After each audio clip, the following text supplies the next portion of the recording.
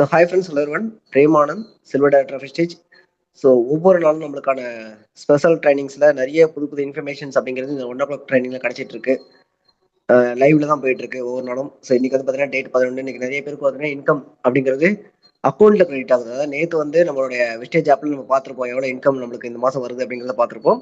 அந்த இன்கம் கரெக்டாக நம்மளோட அக்கௌண்ட்ல கிரெடிட் ஆகக்கூடிய நாள் அப்படின்னு பார்த்தீங்கன்னா இன்னைக்கு வந்து எல்லாருக்கும் ஆல்மோஸ்ட் கிரெடிட் ஆகிட்டு இருக்கு. ஒவ்வொருத்தருக்கா குரூப்ல ஷேர் பண்ணிட்டு இருப்பாங்க, பார்ப்பீங்க.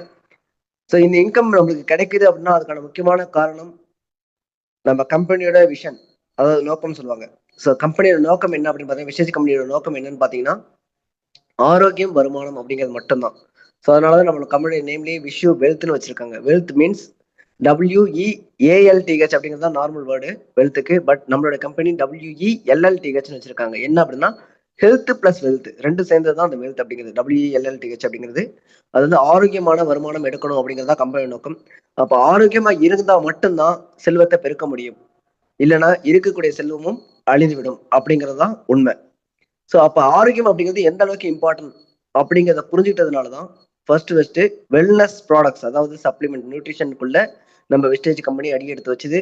ஸோ கடந்த 21 வருஷமா இந்த வெல்னஸ்ல இந்த சப்ளிமெண்ட்ஸ் எடுத்துட்டு நிறைய பேர் கியூரா இருக்காங்க. ஆனா இதுல நம்ம நிறைய பேர் கியூரா இருக்காங்க, நிறைய பேர் உடம்பு சரியா இருக்கு, இந்த ப்ராப்ளத்துல இருந்து வெளியே வந்திருக்காங்க அப்படின்னா அப்ப நம்ம தெரிஞ்சுக்க வேண்டிய ஒரு விஷயம், எந்த சப்ளிமெண்ட்ஸை எப்போ எடுக்கணும் எப்போ எடுக்கக்கூடாது அப்படிங்கிற விஷயம்.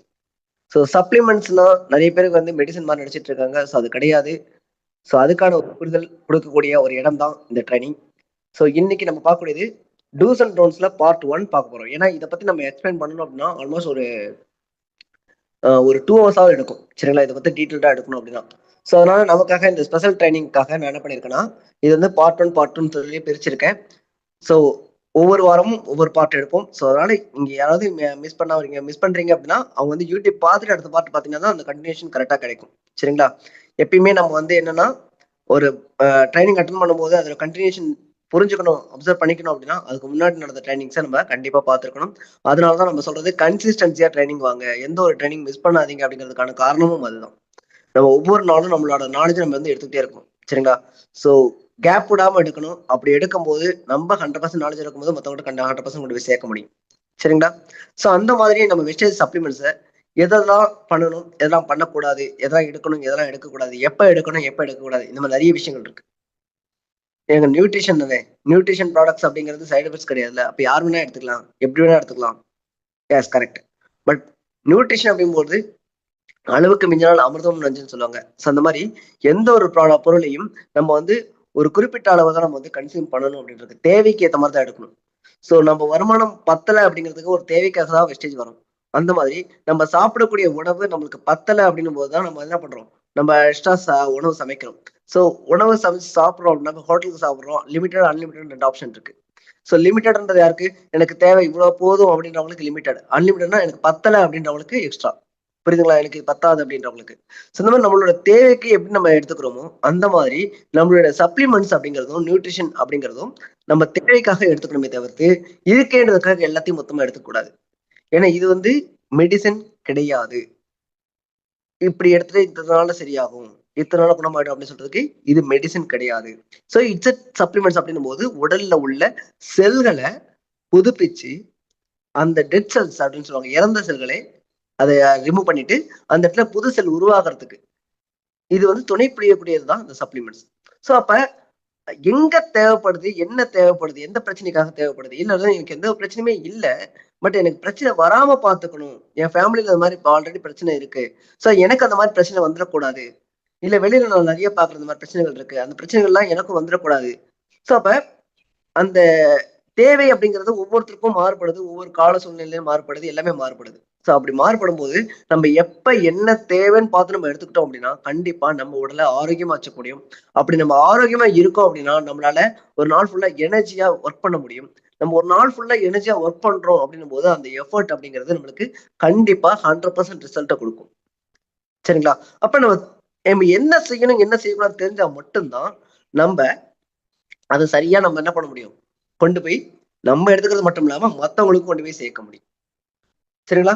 அதே போல இந்த சப்ளிமெண்ட்ஸ் அப்படின்னு வரும்போது சில சப்ளிமெண்ட்ஸ் நல்லா புரிஞ்சுங்க, சில சப்ளிமெண்ட்ஸ் டாக்டருடைய கன்சிடரேஷன் இல்லாம எடுக்கக்கூடாது. அதனாலதான் இங்க வந்து நிறைய பேர் எக்ஸ்பர்ட்ஸ் உங்களுக்கு சஜஷன் பண்ணும்போது ரிப்போர்ட்ஸ் அப்படிங்கிறத கேட்பாங்க. ஏன் அப்படின்னா ரிப்போர்ட்ஸ் பார்க்காம ஒருத்தவங்களுக்கு ஒரு பிரச்சனைக்காக கொடுத்துட்டோம் அப்படின்னா அவங்களுக்கு வேற ஏதாவது பிரச்சனைகள் உடம்புல இருக்கு அப்படின்னும் போது இது அந்த பிரச்சனைக்கு, அதாவது உதாரணத்துக்கு ஒரு உதாரணத்தோட நான் சொல்றேன்.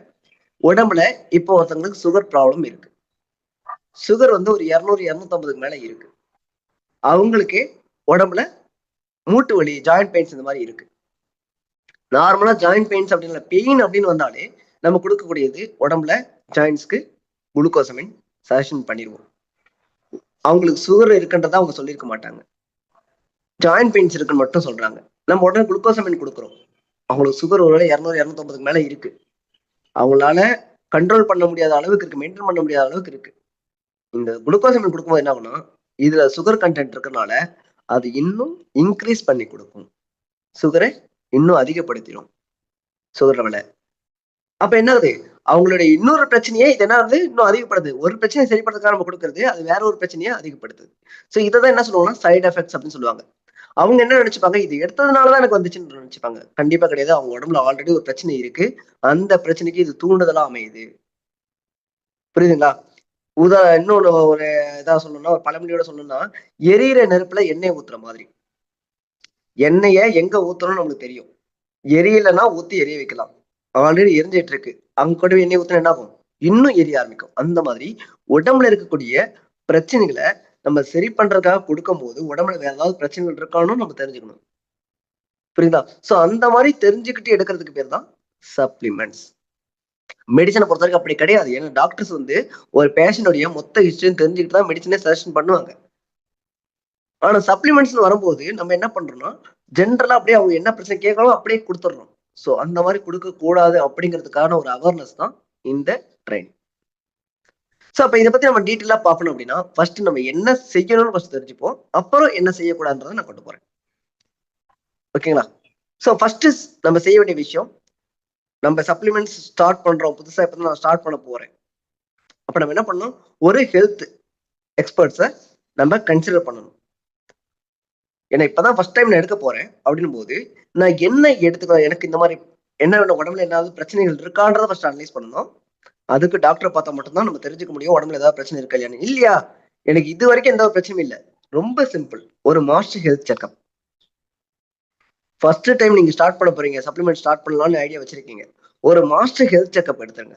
மாஸ்டர் ஹெல்த் செக்அப் பண்றது உங்க உடம்புல A to Z எல்லாத்தையும் செக் பண்ணி ஒரு ரிப்போர்ட் கொடுத்துருவாங்க. ஒரு 10-15 பக்கத்துக்கு ஒரு ரிப்போர்ட் கொடுத்துருவாங்க. அந்த ரிப்போர்ட்டை நீங்க ஷேர் பண்ணீங்கன்னா அதுல ஏதாவது ஃபர்ஸ்ட் பிரச்சனை இருக்கான்னு பார்ப்போம். எந்த பிரச்சனையுமே இல்லை, எல்லாமே கரெக்டா இருக்கு.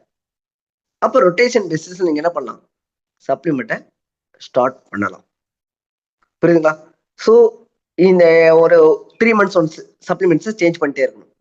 ஒரே சப்ளிமெண்ட்ஸை தொடர்ந்து எடுக்கக்கூடாது, எந்த ஒரு பிரச்சனையும் இல்லை அப்படின்னு கண்டிஷன். அப்ப பிரச்சனை இருக்கா இல்லைன்னா எப்படி தெரிஞ்சுக்க முடியும், கண்டிப்பா ஒரு மெடிக்கல் செக்அப் எடுக்கும்போது மட்டும்தான் நம்ம தெரிஞ்சுக்க முடியும். இது யாரெல்லாம் எடுக்கலாம் அப்படின்னு பாத்தீங்கன்னா 18 years above எல்லாருமே ஒரு இயர்லி ஒன்ஸ் மாஸ்டர் செக்அப் எடுக்கிறது ரொம்ப நல்லது. மாஸ்டர் ஹெல்த் செக்அப் அப்படின்னு சொல்லுவாங்க. புரியுதுங்களா? MHC, master health checkup.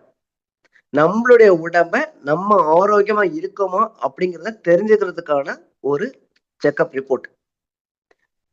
இப்ப நிறைய பேர் ஒரு சிலர் அக்ரி பண்ணிட்டு இருப்பீங்க. அக்ரி பண்ணும்போது சொல்லியிருப்பாங்க, மண் டெஸ்ட் பண்ணிட்டு, சாயில் டெஸ்ட் பண்ணிட்டு நீங்க வந்து உரங்களை சஜஷன் பண்ணுங்க அப்படின்னு சொல்லியிருப்பாங்க. என்ன காரணம்? ஏன்னா மண் டெஸ்ட் பண்ணாம நம்ம கொடுத்தோம் அப்படின்னா அங்க என்ன தேவை இருக்குன்னு தெரியாம நம்ம கொடுக்கும்போது அதுக்கான ரிசல்ட்ஸ் கரெக்டா போய் சேராது அப்படிங்கிறதுக்காக சொல்லுவோம். ஏன்னா நம்ம கொடுக்கக்கூடிய உரங்கள் அங்க சேஞ்சஸ் உருவாக்கும், ஒரு மாற்றத்தை உருவாக்கும். அதே போல நம்ம எடுத்துக்கக்கூடிய சப்ளிமெண்ட்ஸ் நம்ம உடம்புல ஒரு மாற்றத்தை உருவாக்கும். ஏன்னா செல்களுக்கான நியூட்ரிஷன் தான் நம்ம கொடுக்குறோம். செல்லுலார் நியூட்ரிஷன் தெரப்பி அப்படிங்கிறது தான் இதனுடைய இந்த ப்ரோக்ராமோட நேமே. நம்ம கம்பெனியோட அந்த ப்ரோக்ராம் நேம் என்னன்னா செல்லுலார் நியூட்ரிஷன் தெரப்பி, CNTன்னு சொல்லுவாங்க. அப்ப உடம்புல ஒரு சேஞ்சஸ் உருவாகுது அப்படின்னா நம்ம எப்படி கண்டுபிடிக்க முடியும்? அப்ப நம்ம முன்னாடியே ஒரு மாஸ்டர் செக்அப் ஸ்டார்ட் பண்றதுக்கு முன்னாடி எடுத்துட்டோம் அப்படின்னா நம்ம இந்த சப்ளிமெண்ட்ஸ் எடுக்கிறோம், இதனால ஏதாவது சேஞ்சஸ் நடக்குது அப்படின்னா நம்ம அந்த ரிப்போர்ட்டை வச்சுக்கிட்டு அதுக்கப்புறம் நம்ம எடுக்கக்கூடிய ஹெல்த் ரிப்போர்ட் வச்சுட்டு ரெண்டுத்தையும் மேட்ச் பண்ணி பார்த்துட்டு என்ன சேஞ்சஸ் நடந்திருக்கு அப்படிங்கிறத தெரிஞ்சுக்க முடியும். புரியுதுங்களா? ஸோ அதனால கண்டிப்பா ஒரு ஹெல்த் செக்அப் எடுக்கிறது ரொம்ப நல்லது. அதுக்கு அடுத்து இங்க சப்ளிமெண்ட்ஸ் ஒவ்வொன்றுத்துலயும் அளவு கொடுத்துருப்பாங்க. இவ்வளவுதான் எடுக்கணும், ஒரு நாளைக்கு ஒண்ணுதான் எடுக்கணும், ஒரு ஸ்கியூப் தான் எடுக்கணும். ஃபைபர்லாம் பார்த்தீங்கன்னா ஒரு கியூப் எடுங்கன்னுவாங்க.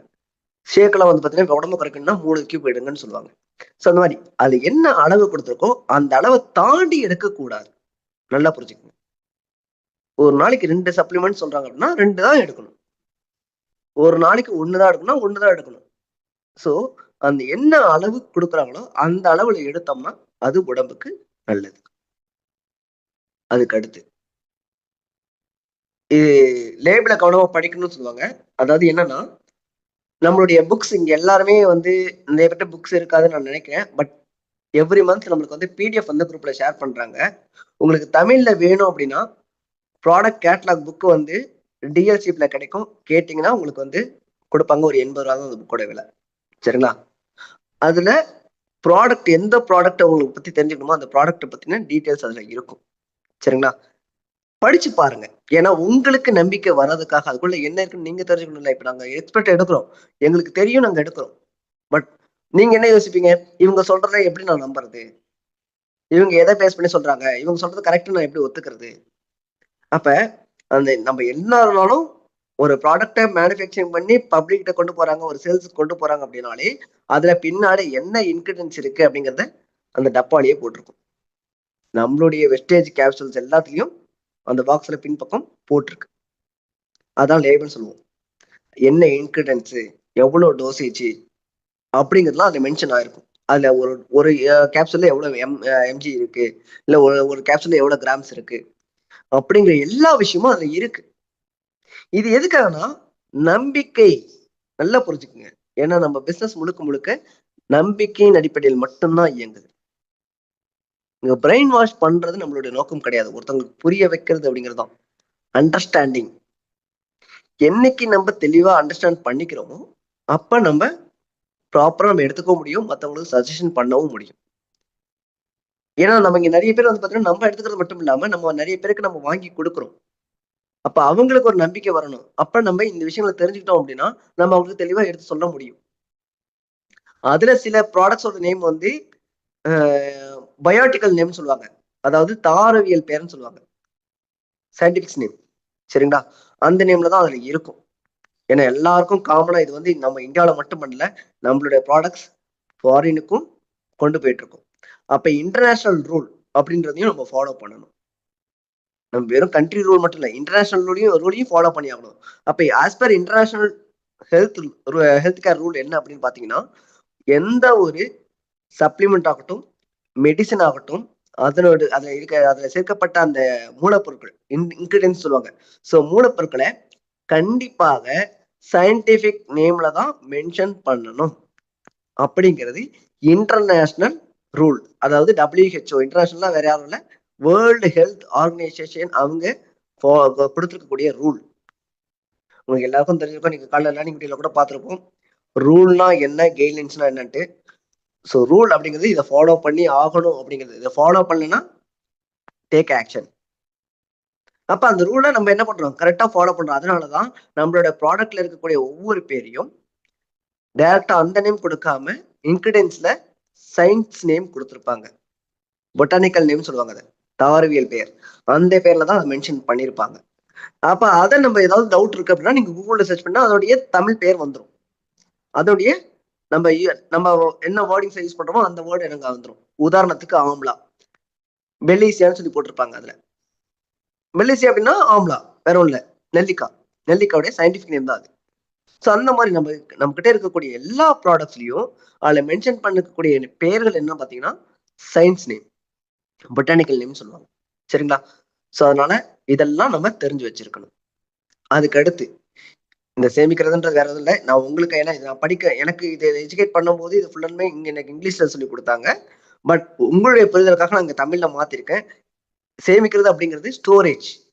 எங்க நாம வைக்கணும் அந்த ப்ராடக்ட்ட. இப்ப வாங்கியிருக்கோம். என் வீட்ல வந்து இப்ப நான் amla capsule, aloe vera, flax oil இதெல்லாம் நான் வாங்கி வச்சிருக்கேன். இத நான் எந்த இடத்துல வைக்கணும் அப்படின்னு பார்த்தீங்கன்னா, சில பேர் என்ன பண்ணுவாங்க, அடுப்பு பக்கத்துல வச்சுருவாங்க. ஹீட்டான இடத்துல வச்சிருவாங்க. சில பேர் தூக்கி ஃப்ரிட்ஜுக்குள்ள வச்சிருவாங்க. ஸோ இந்த மாதிரி இடங்கள்லாம் வைக்கக்கூடாது. ட்ரை பிளேஸ் அப்படின்னு சொல்லுவாங்க. அதாவது சூரிய வெளிச்சப்படாத ஒரு ஹீட்டும் படாத ஒரு இடத்துல வைக்கணும் அப்படிங்கலாம். உதாரணம் நம்ம வீட்டுல ஹால்ல இருக்குன்னா ஹால் செல்ஃப்ல வச்சுக்கலாம். இல்ல பெட்ரூம் இருக்குன்னா பெட்ரூம்ல வச்சுக்கலாம். ஸோ இந்த மாதிரி இடங்களை வச்சுக்கலாம். ஃப்ரிட்ஜ்ல வைக்கக்கூடாது, சமையல் கட்டிலையும் வைக்கக்கூடாது அப்படிங்கிறது அந்த இடம். ஸோ அதை அதுலயே மென்ஷன் பண்ணியிருப்பாங்க. எங்க அந்த இடத்துல அந்த ப்ராடக்ட்டை எந்த இடத்துல வச்சு பயன்படுத்தணும் அப்படிங்கிறது. இப்ப நம்மளுடைய வெஸ்லிம் டீ எல்லாம் பாத்தீங்கன்னா ஹீட்டான இடத்துல வச்சாலும் சரி, இல்ல ஈரமான இடத்துல வச்சாலும் சரி, உள்ள கட்டிடும். புரியுதுங்களா? ஏன் கட்டுது அப்படின்னா காரணம் இதுதான். அதே போல ஃபிளக்ஸ் ஆயில், இந்த ஐஸை போட்டு இதெல்லாம் வந்து பாத்தீங்கன்னா அப்படியே ஒவ்வொரு கேப்சூல் ஒண்ணு பண்ண ஒட்டிக்கும். என்ன அப்படின்னா நம்ம நம்ம வீடு சூடான இடமா இருந்துச்சுன்னா அந்த சூடான இடத்துல வைக்கும் போது என்ன ஆகுது, அந்த ஹீட்னால அது ஒண்ணுக்கு ஒண்ணு இறுகிடுது. ஏன்னா உள்ள இருக்கிறது எல்லாமே இந்த கேப்சூலு, மேல இருக்கிறது வந்து ஜெலட்டின் சொல்லக்கூடிய, அது பிளாஸ்டிக் கிடையாது, ஜெலட்டின் அப்படின்னு சொல்லுவாங்க. தாவரத்தோட மேல் அந்த இலை பகுதியிலேயே மேல ஒரு லேயர் மாதிரி படிஞ்சிருக்கும். அதுல இருக்கக்கூடியதான் அந்த ஜெலட்டின் அப்படின்னு. தண்ணியில போட்டா கரைஞ்சிரும். ஓவர் ஹீட் ஆனாலும் கரைஞ்சிரும். ஸோ அது ரொம்ப மெல்ட் ஆச்சுன்னா ஒண்ணுக்கு ஒண்ணு ஒட்டிக்கும் ஈரத்தினால. மெல்ட் ஆகும்போது ஈரமாயிடும், ஈரமாயிடுச்சுன்னா ஒட்டிக்கும். புரியுதுங்களா? எல்லாமே பிரிசர்வேட் பண்ணி தான் கொடுத்துருக்காங்க. அது எவ்வளவு நேரத்துக்கு தாங்கும்? ஸோ அப்ப அது அந்த பிரிசர்வேட் பண்ண விஷயங்கள் வந்து கரெக்டா மெயின்டைன் ஆகணும் அப்படின்னா, நம்ம அதுக்கேத்த மாதிரி இடத்துல வைக்கணும். அதுக்காக தான் ட்ரை பிளேஸ் அப்படின்னு சொல்லிருப்பாங்க. அதாவது ரொம்ப ஈரம் இல்லாத இடங்களையும், இல்ல ரொம்ப சூடு இல்லாத இடங்களையும் நம்ம வந்து பார்த்து வச்சுக்கணும் அப்படிங்கிறது. அதோட முக்கியமான விஷயம், இதுல ஒரு சில சப்ளிமெண்ட்ஸ் குழந்தைங்க எடுத்துக்க கூடாது. அதனால இன்னொன்னு என்ன சொல்லிருக்காங்கன்னா, குழந்தைகள் கைப்படாத இடத்துல வைங்க. உதாரணத்துக்கு ஸ்பேரல்னால குழந்தைங்களுக்கு கொடுக்கக்கூடாது. ஏன்னா அது அயன் கண்டென்ட் அதிகம். குழந்தைங்களுக்கு அயன் சத்து அதிகமா போகக்கூடாது. புரியுதுங்களா? சோ இந்த மாதிரி விஷயங்கள்லாம் இருக்கு. அப்ப நம்ம அது சரியான இடத்துல வச்சு நம்ம என்ன பண்ணணும், பராமரிக்கணும். நம்மளுக்கு தேவை எங்க எடுக்கும்போது குழந்தைகள் கைப்படாத இடத்துல வைக்கிறது ரொம்ப ரொம்ப நல்லது. அதோட முக்கியமான விஷயம், குழந்தைகள் முன்னாடி நம்ம முடிஞ்ச அளவுக்கு சாப்பிடாம அவாய்ட் பண்ணிக்கலாம். ஏன்னா நம்ம என்ன பண்றோமோ அதுதான் குழந்தைகள் பண்ணுவோம். தெரியாதனமா கூட நம்ம வீட்டுல இல்லைன்னா ஏதாவது ஸ்டூல் போட்டு ஏதாவது போட்டு எரிய எடுத்து சாப்பிட்டாங்கன்னா தப்பாயிடும். அது நம்மளுக்கு தெரியாம போயிடும். சோ அதனால குழந்தை கண் படாம வைக்காதீங்க. குழந்தை கண்ணில் படுற மாதிரி சாப்பிடாதீங்க. சில சப்ளிமெண்ட்ஸ் புரியுதுங்களா? சோ குழந்தைகள்னு ஒரு சில சப்ளிமெண்ட்ஸ் இருக்கு. அதை வேணா வாங்கி கொடுங்க குழந்தைகளுக்கு. நம்ம கொலஸ்ட்ரம் இருக்கு, கிர்லாயில் இருக்கு, சரிங்களா? மல்டி விட்டமின் கம்மிஸ் இருக்கு. இந்த மாதிரி விஷயங்களை நம்ம குழந்தைகளுக்கு கொடுக்கலாம். அதுவுமே அளவோட கொடுக்கணும். சரிங்களா? கேட்டு சஜஷன் பண்ணி எடுத்துட்டு கொடுங்க. அதே போல ஒரு சில சப்ளிமெண்ட்ஸ் மென்ஷன் பண்ணி சொல்லுவோம். இதை வந்து சாப்பிடும்போது வித் ஃபுட்டா எடுத்துக்கங்க, சாப்பிடும் போதே எடுத்துக்கங்க. இதை வந்து சாப்பிட்டதுக்கு அப்புறம் எடுங்க, சாப்பிட்றதுக்கு முன்னாடி எடுங்க அப்படிங்கிற மாதிரி சொல்லுவோம். சோ அந்த மாதிரி சொல்லக்கூடிய சப்ளிமெண்ட்ஸ் எல்லாம் கரெக்டா அதே போலதான் எடுக்கணும். என்ன காரணம்னா அந்த மாதிரி எடுக்கும்போதுதான் அதுக்குண்டான அது எந்த ஒரு அதாவது நம்ம ஜீரணத்துல எந்த ஒரு பிரச்சனையும் இல்லாம உணவோட உணவா கலந்து சரியான ஊட்டச்சத்து சரியான முறையில நம்ம உடம்புக்கு போய் சேரும். அது ஒரு சில உணவுகள் என்னன்னா இந்த ஆம்லா, ஸ்பைருலினா இதெல்லாம் வந்து பாத்தீங்கன்னா சாப்பிட்டதுக்கு அப்புறம் எடுங்கன்ற மாதிரி சொல்லுவோம். சோ அந்த மாதிரி சாப்பிட்டதுக்கு அப்புறம் எடுங்கன்னு சொல்றோம்னா அப்பதான் எடுக்கணும். இதே ஃபிளக்ஸ் ஆயில் வந்து பாத்தீங்கன்னா உடம்பு குறைக்கணும் அப்படின்னா சாப்பிடறதுக்கு முன்னாடி உடம்புக்கு ஏற்றணும்னா சாப்பிட்டதுக்கு அப்புறமா இந்த மாதிரி மாத்திடுங்க அப்படிங்கிற மாதிரி சொல்லுவோம். சோ அப்ப என்ன அளவுல சொல்றாங்களோ அதே போல எடுத்தீங்க அப்படின்னா உடம்புக்கு அந்த ஊட்டச்சத்து சரியான அளவுல கரெக்டா போய் சேரும். அப்ப எதை எப்படி எடுக்க சொல்றாங்களோ அதன்படிதான் எடுக்கணும். அதே போல நம்மளுடைய ப்ராடக்ட் கண்டிப்பா 100% குவாலிட்டி, அதுக்கு எந்த ஒரு சந்தேகமும் வேண்டாம். ஆனா எப்ப 100% குவாலிட்டி அப்படின்னா அத நம்ம விஸ்டேஜ் அப்ளிகேஷன்லயோ இல்ல விஸ்டேஜ் உடைய வெப்சைட்லயோ ஆர்டர் பண்ணும்போது மட்டும்தான் அது 100% குவாலிட்டியா நம்மகிட்ட வந்து சேரும்.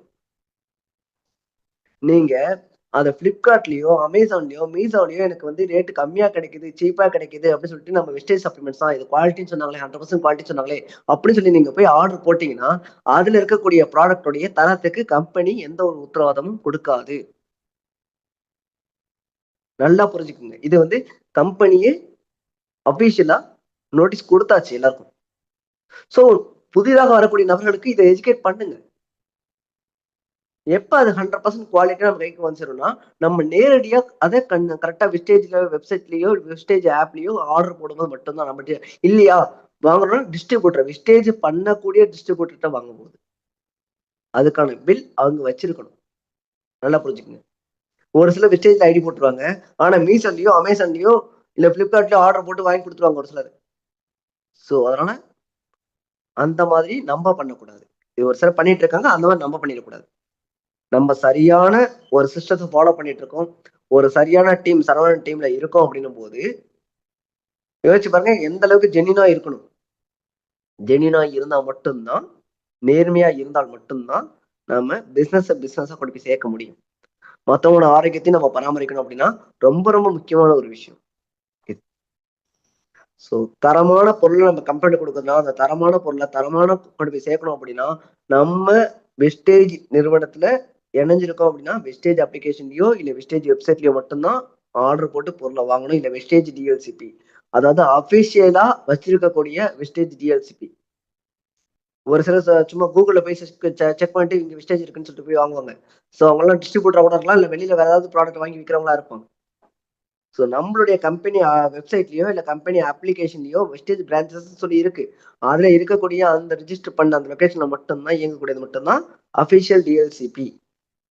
அங்கதான் நம்ம வாங்கணும், பொருள் வாங்குறதா இருந்தா. ஸோ இந்த மாதிரி விஷயங்கள் நம்ம கரெக்டான பார்த்துக்கணும். அதுக்கு அடுத்து இவனால என்ன பண்ணணும்னு சொல்லியாச்சு.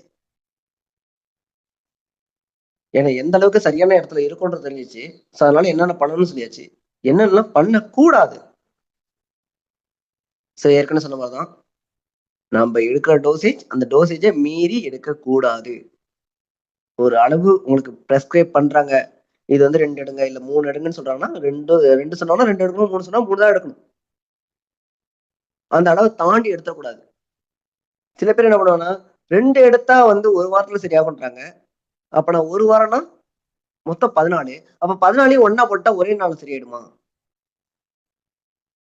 இது வந்து என்னன்னா ஓவர் இன்டெலிஜென்ட்டா திங்க் பண்றதா நினைச்சிட்டு தவறான திங்கிங் மெத்தட். அது பக்க விளைவுகளை உருவாக்கும் கண்டிப்பாக. அதனால அந்த மாதிரி நம்ம பண்ணக்கூடாது. என்ன அளவு சொல்றாங்களோ அந்த அளவுல தான் ஃபாலோ பண்ணணும். அதே போல செல்ஃப் அனலைஸ் பண்ணுவாங்க ஒரு சிலர். எனக்கு அதாவது கூகுள்ல இப்பதான் எல்லாருக்குமே வந்து கூகுளும் சாட் ஜிபிடியும் வந்துருச்சு. ஸோ எனக்கான அறிகுறிகள் தெரிஞ்சா அந்த அறிகுறிகளை போட்டா அதுவே வந்து ஒரு நோய் வந்து கண்டுபிடிச்சு சொல்லிடும். அப்ப எனக்கு இந்த நோயா தான் இருக்கும் அப்படின்னு நினைச்சுக்கிட்டு ஃபாலோ பண்ணக்கூடிய விஷயங்கள். ஸோ அந்த மாதிரி நம்ம பண்ணக்கூடாது. ஒரு சிலர்லாம் வந்து பாத்தீங்கன்னா ஃபீவர் வரும். ஃபீவர் வந்த உடனே என்ன பண்ணுவாங்க, டைரக்டா மெடிக்கல் ஷாப் போவாங்க. பேராசிட்டமல், ரோலோ 650 இல்ல வந்து ஏதாவது அதுக்கு எம்ஜி ஏதாவது இருக்கும். ஸோ அந்த மாதிரி வந்து ஃபீவருக்குன்னு கேட்டு வாங்கி என்ன பண்ணுவாங்க, போட்டுப்பாங்க. பட் அது என்ன டைப் ஆஃப் ஃபீவர்னு தெரியாது. ஆனா ஃபீவர் நிறைய இருக்கு. டைஃபாய்டு இருக்கு, மலேரியா இருக்கு, மஞ்சக்காமாலை இருக்கு, டெங்கு இருக்கு. இந்த மாதிரி நிறைய பிரச்சனைகள் இருக்கு. ஆனா இவங்க என்ன பண்ணுவாங்க, ஃபீவர் அப்படின்னு உடனே போயிட்டு செல்ஃப் அனலைஸ் பண்ணி போய் மெடிசன் வாங்கி சாப்பிடுறது. அதே போல சப்ளிமெண்ட்ஸை செல்ஃப் அனலைஸ் பண்ணி எடுக்கக்கூடாது. அங்க எப்படி ப்ராப்பரா டாக்டர்கிட்ட போயிட்டு, டாக்டர் எனக்கு 2 நாளா ஃபீவர் இருக்கு அப்படின்னு அவர் என்ன பண்ணுவாரு, செக் பண்ணி பார்ப்பாரு. செக் பண்ணி பார்த்துட்டு அது என்ன வைரல் ஃபீவரா இல்ல என்ன டைப் ஆஃப் ஃபீவர்னு பார்த்து பிளட் டெஸ்ட் எடுத்து பார்ப்பாங்க. பார்த்துட்டு அதுக்கேற்ற மாதிரி அவங்க என்ன பண்ணுவாங்க, மெடிசன்ஸ் ப்ரெஸ்கிரைப் பண்ணுவாங்க. அதே போல நம்ம சப்ளிமெண்ட்ஸையும் எடுக்கிறதுக்கு முன்னாடி நம்மளா செல்ஃப் அனலைஸ் பண்ணாம ப்ராப்பர் மெடிக்கல் செக்அப் எடுத்து ஒருவேளை நோய் இருந்தால் ப்ராப்பர் மெடிக்கல் செக்அப் பண்ணி அந்த ரிப்போர்ட்டை ஷேர் பண்ணி அதுக்கேற்ற மாதிரி சப்ளிமெண்ட்ஸை ஃபாலோ பண்ணணும். ஏன் அப்படின்னா இப்ப நம்மளுடைய விஸ்டேஜ் நோனி எடுத்துட்டோம் அப்படின்னா நோனில வந்து பாத்தீங்கன்னா பொட்டாசியம் இருக்கு. இப்ப எனக்கு வந்து இம்யூனிட்டி வேணும் அப்படின்னு சொல்லிட்டு நான் நோனி எடுக்கிறேன். எனக்கு டைஜஸ்ட் ப்ராப்ளம் இருக்குன்னு சொல்லிட்டு நோனி எடுக்கிறேன். ஸ்டொமக் பெயின் இருக்கு அப்படின்னு சொல்லிட்டு நான் நோனி எடுக்கிறேன். அதாவது வயிற்று வலி. வலினோடனே என்ன பண்ணுவோம், நம்ம நோனி சாஸ்டம் பண்ணிடுவோம். வயிற்று வலி இருக்கா, ஓகே நோனி காம்போ அடிச்சிடுங்க. இந்த இடத்துல ஒருவேளை அந்த வயிற்று வலி அப்படிங்கிறது கிட்னி ஸ்டோன்னால கூட இருக்கலாம். அப்ப நம்ம டாக்டர் ப்ராப்பரா டாக்டர் செக் பண்ணியிருந்தா டாக்டர் என்ன பண்ணுவாங்க, ஸ்கேன் பண்ணி பார்த்துட்டு கிட்னி ஸ்டோன் இருக்குன்னு சொல்லிடுவாங்க. நம்ம அப்ப அதுக்கேற்ற மாதிரி நம்ம சப்ளிமெண்ட்ஸ் இங்க ஃபாலோ பண்ணிக்க முடியும். அதுக்கு கிட்னி ஹெல்த் இருக்கு, ஆம்லா இருக்கு. ஸோ மெடிசனோட சேர்த்து எடுக்கும்போது அது அதுக்கான வேலையை கரெக்டா ப்ராப்பரா பண்ணும். திருப்பி ஸ்டோன் உருவாகாம பாத்துக்கிறதுக்கு தான். நல்லா புரிஞ்சுக்கங்க. ஸ்டோனை சரி பண்றதுக்கு மெடிசின்ஸ் இருக்கு. மெடிசனோட சேர்த்து நம்ம சப்ளிமெண்ட்ஸ் எடுக்கும் போது ஸ்டோன் திருப்பி வராம பாத்துக்கிறதுக்கு. இந்த இடத்துல நாம போய் நோனியை கொடுத்தா என்ன ஆகும், அது இன்னும் அதிகப்படுத்தும் பிரச்சனையை. சோ அதனால ஒரு பிரச்சனை இருக்கு அப்படின்னா அந்த பிரச்சனை சம்பந்தமா என்னென்ன ஒருவேளை வியாதிகள் வரலாம் அப்படிங்கறத அது அப்படிங்கறத தெரிஞ்சுக்கணும்னா நம்ம ப்ராப்பரா டாக்டர் கிட்ட தான் கன்சல்ட் பண்ணணும். சோ நோய் வராம பாதுகாக்கிறதுக்கு தான் சப்ளிமெண்ட்ஸ் தேவை. நோய் வந்தா கியூர் பண்றதுக்கு மெடிசன். இதுல நம்ம தெளிவா இருக்கணும். நம்ம இங்க டாக்டர்ஸ் கிடையாது சப்ளிமெண்ட்ஸ் டைரக்டா கொடுத்து சரி பண்றதுக்கு. ஊட்டச்சத்து பற்றாக்குறையை சரி பண்ணக்கூடிய வேலைகள் பார்க்கக்கூடியது மட்டும்தான் சப்ளிமெண்ட்ஸ். இதை நான் ஒவ்வொரு தடையும் நான் சொல்லுவேன். ஸோ அதை வந்து மெயின்டைன் நீங்க வச்சுக்கணும். ஏன்னா இது என்னைக்குமே மறந்துடக்கூடாது. நம்ம என்னைக்காவது திடீர்னு ரொம்ப ஓவர் திங்கிங் என்ன பண்ணுவோம், இதை மறந்துடுவோம்.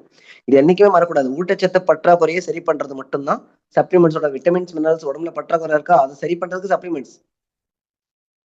எக்ஸ்டர்னலா அதாவது வெளியில இருந்து எடுத்துக்கக்கூடிய விஷயங்கள்னால நம்மளுக்கு ஒரு நோய் வந்துருச்சு, அப்ப நம்ம ஃபாலோ பண்ண வேண்டியது மெடிசன்ஸ்.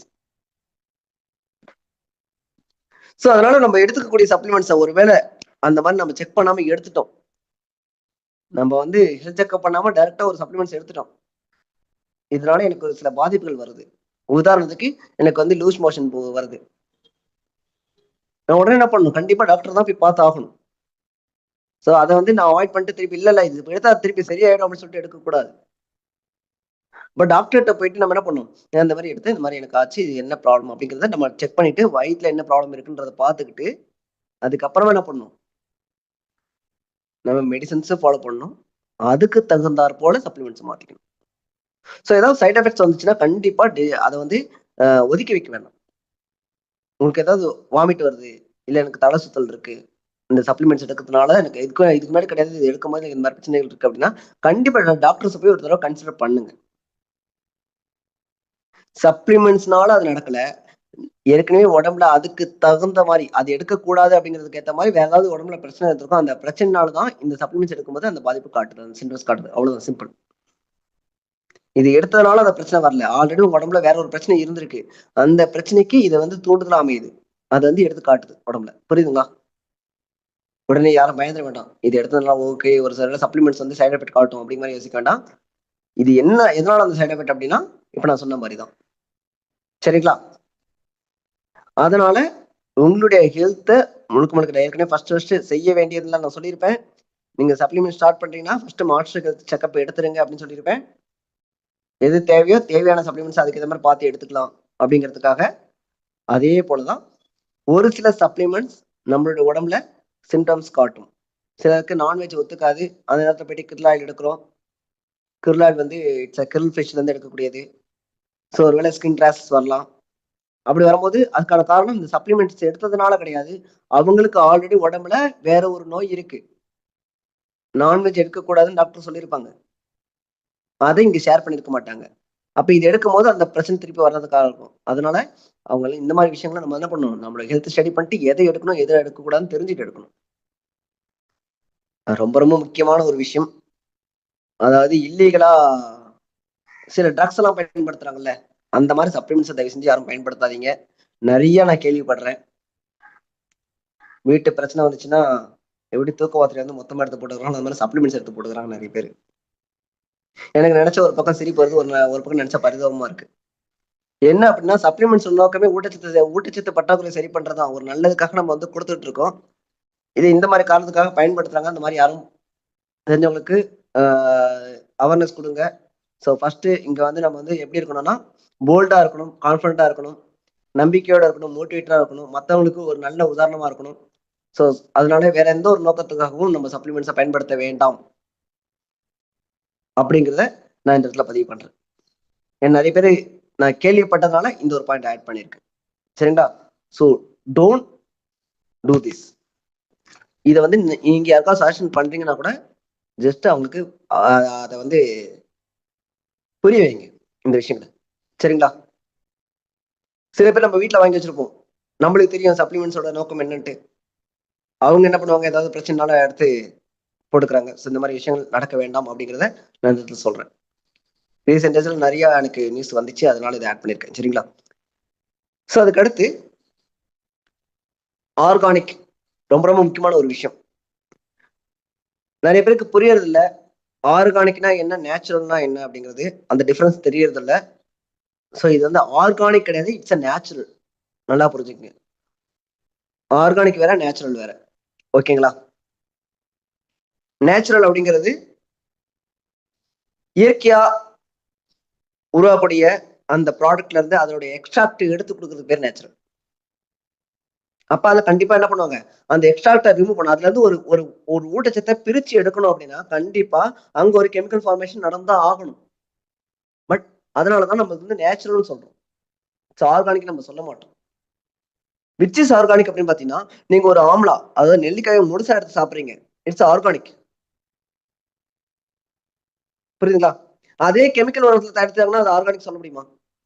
கெமிக்கல் உரம் போட்டு ஒரு நெல்லிக்காய் உருவாயிருக்கு, அது ஆர்கானிக் சொல்ல முடியுமா? அந்த மாதிரிதான். ஸோ நேச்சுரல் வேற, ஆர்கானிக் அப்படிங்கிறது வேற. இயற்கை உரம் போட்டு ஒரு நெல்லிக்காய் உருவாயிருக்கு, இட்ஸ் ஆர்கானிக். கெமிக்கல் உரம் போட்டு ஒரு நெல்லிக்காய் உருவாயிருக்கு, எல்லாமே நெல்லிக்காய் தான். இதுவும் நெல்லிக்காய் தான், அதுவும் நெல்லிக்காய் தான். இதுலயும் ஊட்டச்சத்து இருக்கு, அதுலயும் ஊட்டச்சத்து இருக்கு. ரெண்டுமே ஆர்கானிக் ஆயிடுமா? கண்டிப்பா கிடையாது. ஒன்னு ஆர்கானிக், இன்னொன்னு செமி ஆர்கானிக், அப்படி வேணா சொல்லிக்கலாம். புரியுதுங்களா? ஸோ அந்த மாதிரிதான் சப்ளிமெண்ட்ஸ் அப்படிங்கிறது. அதுல ஒரு 10% கண்டிப்பா ப்ரிசர்வேட்டிவ்காக கெமிக்கல்ஸ் ஆட் பண்ணிருக்கு. பட் அதனால உடம்புல எந்த ஒரு பாதிப்பும் வராது. Because it's chemic. இது வந்து பாத்தீங்கன்னா research, R and D, research and development பண்ணி ஐஎம்சிஆர், இந்தியன் மெடிக்கல் கவுன்சில் ரிசர்ச்ல சர்டிஃபை பண்ணி கிளினிக்கலி ப்ரூவ்டு, அதாவது நியூட்ரிஷன் சைட்ல நிறைய பேஷண்ட்ஸுக்கு இதை கொடுத்து ஏதாவது பக்க விளைவுகள் இருக்காங்கலாம் செக் பண்ணி அதுக்கப்புறம் தான் இது மார்க்கெட்டிங்கே வருது நம்ம ப்ராடக்ட்ஸ் எல்லாம். ஸோ அதனால இதெல்லாம் யாரும் பயப்பட வேண்டாம். முக்கியமான ஒரு விஷயம், நீங்க யார்ட்டையாவது பேசுறீங்க அப்படின்னும் போது இது ஆர்கானிக் சொல்லி பேசாதீங்க, நேச்சுரல்னு சொல்லி பேசுங்க. இதுல இருக்கக்கூடிய இன்கிரீடியன்ஸ் வந்து அந்த ஃபுட்ஸ்ல இருந்து இருக்கக்கூடிய எக்ஸ்ட்ராக்ட். எக்ஸ்ட்ராக்ட்னா என்ன, வேற எதுவும் இல்லை, சாறு, பழச்சாறும் சொல்லுவோம். உப்பு உப்பு தண்ணியில தண்ணி ஆயிடும். அந்த தண்ணியில திருப்பி உப்பை பிரிக்க முடியுமா, முடியாதா? பிரிக்கணும்னா எவாபரேட் பண்ணணும். ஸோ அதை வந்து ஒரு ஃபார்மேஷன் நடக்கணுங்க. ஸோ அந்த மாதிரி ஒரு ஃபார்மேஷன் நடந்துச்சுன்னா என்ன ஆகும், தண்ணி தனியா பிரிஞ்சிடும், உப்பு தனியா பிரிஞ்சிடும். கரெக்டா இல்லையா? அதே போல ஒரு ஒரு சாறுல இருந்து ஒரு பழத்துல இருந்து ஒரு சாறை எடுத்து அந்த சாறை வந்து ப்ரிசர்வேட் பண்ணி அதை பதப்படுத்தி அதை பவுடர் ஆக்கி அதுக்கப்புறம் என்ன பண்றாங்க, நம்ம கிட்ட கொடுக்குறாங்க. ஸோ அந்த ஃபார்மேஷன் மெத்தட் நம்ம தெரிஞ்சிருக்கணும். அதனால இது யாரும் ஆர்கானிக் நினைச்சுக்காதீங்க, ஆர்கானிக் சொல்லி பேசாதீங்க, சரிங்களா? ஆனா இதனால எந்த ஒரு சைடு எஃபெக்ட் கிடையாதுன்றத சொல்லுங்க, பிகாஸ் இட்ஸ் நேச்சுரல். ஓகேவா? ஸோ நம்ம யூஸ் பண்ணக்கூடிய எல்லாமே அப்படிதான். ஈவன் நம்ம இப்போ வீட்டில் பயன்படுத்தக்கூடிய மிளகா பொடியா இருக்கட்டும், காஃபி தூளா இருக்கட்டும், அதே போல வந்து பார்த்தீங்கன்னா பயன்படுத்தக்கூடிய பவுடர் ஃபார்மேட்ல இருக்கக்கூடிய எந்த ப்ராடக்ட், உப்பு, சால்ட் உப்பா இருக்கட்டும், சரிங்களா? ஸோ எல்லாமே வந்து பார்த்தீங்கன்னா இந்த மாதிரி தான் பண்ணி கொடுக்குறாங்க. நேச்சுரல், அதனால என்ன சொல்லுவோம், நேச்சுரல் சொல்லுவோம். நேச்சுரலா கொண்டு வராங்க அப்படின்னு சொல்லுவோம். அதே போல தான் நம்மளுடைய சப்ளிமெண்ட்ஸ், இட்ஸ் நேச்சுரல். அதே போல ஒரு நோய் வந்துருச்சுன்னா சப்ளிமெண்ட்ஸ் மட்டுமே டிபெண்ட் பண்ணி இருக்க கூடாது. ஸோ ஒரு மெடிசன்ஸ் எடுக்கிறாங்கன்னா மெடிசனோட சேர்த்து தான் எடுக்கணும் தவிர்த்து வெறும் சப்ளிமெண்ட்ஸ் எடுத்தா கியூர் ஆகிடுன்ற மாதிரி யாரும் சொல்லியாது. Supplements is not a cure, supplements is preservative. அதாவது வருமுன் காப்பதுக்கு பேர் தான் சப்ளிமெண்ட்ஸ் தவிர்த்து வந்தா தீர்க்கிறது பேர் சப்ளிமெண்ட்ஸ் கிடையாது. நம்ம கம்பெனி எப்பவுமே சொல்லக்கூடிய ஒரு விஷயம், அதுலயே தெளிவா போட்டிருப்பாங்க, அதாவது மெடிசனுக்கு இது ஆல்டர்னேட்டிவ் கிடையாதுன்னு சொல்லி போட்டிருப்பாங்க. ஸோ அதனால யாரும் நீங்க மெடிசனை ஸ்டாப் பண்ணிட்டு இதை ஸ்டார்ட் பண்ணுங்க, இது எடுக்கிறீங்கன்னா மெடிசன் எடுக்க வேண்டாம் அப்படிங்கிற ஒரு வார்த்தையை கொடுக்காதீங்க. மெடிசன் எடுக்கலாம், மெடிசனோட சேர்த்து இது எடுங்க. உங்களுக்கு ஒருவேளை மெடிசனால ஏதாவது சைடு வரணும்னா அதை இது சரி பண்ணும் அப்படிங்கிறத சொல்லுங்க, வராம பாத்துக்கன்னு சொல்லுங்க. இது இது என்ன பண்ணணும்னா, ஏற்கனவே மெடிசன் எடுத்துக்கிறாங்க, அந்த மெடிசனால ஏதாவது வேற ஒரு ஆர்கன் ப்ராப்ளம் வரதுக்கான வாய்ப்புகள் இருக்கு அப்படின்னா இதை நீங்க சேர்த்து எடுக்கும் போது அந்த ப்ராப்ளம் வராம பாத்துக்க முடியும். உதாரணத்துக்கு சுகர் எடுக்கிறாங்க, சுகருக்கு மெடிசன் லைஃப் டைம் எடுத்தா ஆகணும். அப்ப லைஃப் டைம் மெடிசன் ஃபாலோ பண்றாங்க அப்படின்னும் போது அது என்ன பண்ணும், கிட்னியை பாதிக்கும். ஸோ இப்ப நான் வந்து ஒரு சப்ளிமெண்ட்ஸ் கொடுக்குறேன், இந்த சப்ளிமெண்ட்ஸ் எடுக்கும்போது என்ன பண்ணும், அது சுகரை கண்ட்ரோல் பண்றது மட்டும் தான் பக்கம், அது போய் கிட்னியை பாதிக்காது, தேவையில்லாத டாக்ஸின்ஸை வெளியேற்றி விட்டுரும். பைபாஸ் ரூட் மெத்தட்னு சொல்லுவாங்க. பைபாஸ் ரூட்னா என்ன, இந்த இடத்துக்கு போக வேண்டியதா அப்படியே டைவர்ட் பண்ணி அனுப்புறது, வேற பக்கமா அனுப்புறது. ஸோ அந்த மாதிரி வேலையை பார்க்கக்கூடியதான் இந்த நம்ம சப்ளிமெண்ட்ஸ், எப்ப நோய் வந்தால். ஸோ அதனால எப்பயுமே மெடிசனோட சேர்த்து தான் சப்ளிமெண்ட்ஸ் எடுக்கணும் அப்படிங்கிறத நம்ம சொல்லணும். ஸோ அதனால வெறும் சப்ளிமெண்ட்ஸ் மட்டும் எடுக்கணும் அப்படிங்கிறத யாரும் சொல்லாதீங்க. அண்ட் ஃபைனலி, ஸோ இந்த ஃபர்ஸ்ட் பார்ட்டோடைய எண்ட் ஆஃப் இதில் நான் சொல்லிடுறேன். நம்மளுடைய வாழ்க்கைக்கு ஆரோக்கிய முறைக்கும் உணவு எந்த அளவுக்கு முக்கியமோ உணவு ஊட்டச்சத்தும் அந்த அளவுக்கு முக்கியம். அதனால தாராளமா நீங்க சப்ளிமெண்ட்ஸ், வெஜிடேரியன் சப்ளிமெண்ட்ஸை வாங்கி பயன்படுத்தலாம். Prevention's better than cure. வருமுன் காப்போம், வாழ்க்கையை வளமும் வைப்போம், ஆரோக்கியமான செல்வத்தை ஈண்டும். ஸோ ஆரோக்கியமான செல்வம் தான் இங்க ரொம்ப ரொம்ப முக்கியம். பெரும் செல்வத்தை வச்சுக்கிட்டு ஆரோக்கியம் இல்லாம இருந்தா செல்வம் கரைந்து விடும். ஆரோக்கியம் இருக்கு, செல்வம் இருக்குன்னா அந்த செல்வத்தை பெருக்க முடியும். ஸோ இந்த வாய்ப்பு கொடுத்ததுக்கு நன்றி.